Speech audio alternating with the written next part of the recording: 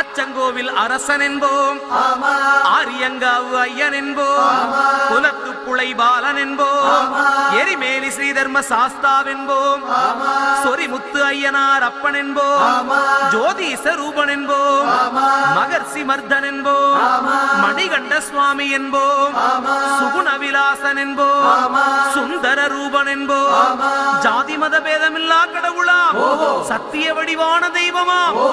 ஆபத்தில் காப்பவனாம், அன்னதான பிரபுவாம்,